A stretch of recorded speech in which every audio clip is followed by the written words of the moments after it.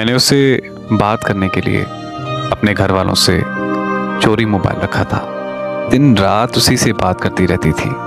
फिर यूं हुआ कि मुझे और मेरी फैमिली को मेरे अब्बू के पास बाहर के मुल्क जाना पड़ा। वहाँ जाकर भी मेरा राब्ता उससे ख़त्म नहीं हुआ और मैं दिन रात उसी से मुसलसल बात करती रहती थी। और फिर एक दिन मेरे घर पता चल गया। मुझे मेरे घर वालों ने बहुत मारा और मेरा मोबाइल भी मुझसे छीन लिया। मैं वहाँ से जिद करके वापस आ गई। मैं वापस पहुँचते ही रात को उससे मिलने चली गई। मेरी सारी फैमिली को पता चल गया।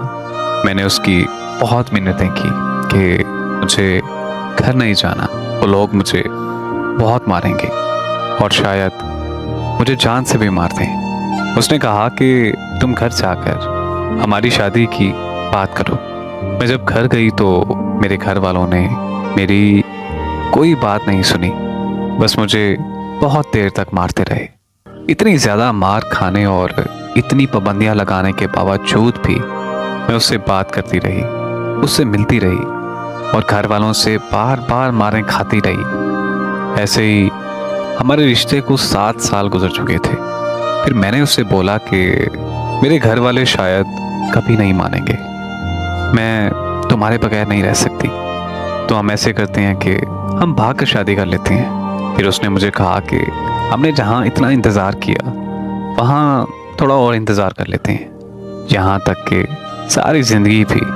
फिर एक दिन मुझे वो कॉल करके कहता है कि मेरी मंगनी हो गई है, हो सके तो मुझे भूल जाओ। बस इतना कहकर उसने कॉल बंद कर दी। मैंने बार बार उसे कॉल की लेकिन उसका नंबर मुसलसल बन जा रहा था। मैं बहुत ज़्यादा पागल हो चुकी थी। बहुत ही ज़्यादा सोचने और समझने के बाद मैं उसके घर की तरफ भाग गई। उसके घर जाकर उसकी बहुत ज़्यादा मिन्नतें की, बहुत तरले किए, बहुत वास्ते दे डाले, यहाँ तक कि मैं उसके पाँव पड़ गई। मैंने उसके पाँव को चूमा और उसे ये कहा कि प्लीज़ मुझे मत छोड़ो, मैं तुम्हारे बगैर मर जाऊंगी, तुम्हारे बगैर ज़िंदगी का तसव्वुर भी नहीं कर सकती। वहाँ खड़े सब लोगों को मेरी हालत पर तरस आ रहा था, मगर एक वो सख्त दिल इतना था कि उसे मेरी हालत पर रहम नहीं आया। आखिरकार वो नहीं माना और जब मैं वहाँ से निकली तो एक जिंदा लाश बनकर निकली। अब 1 साल होने को है उसकी जुदाई में। सुना है कि अब उसने शादी कर ली है, पर अब मेरा ये आलम है कि मैं किसी और की नहीं हो सकती।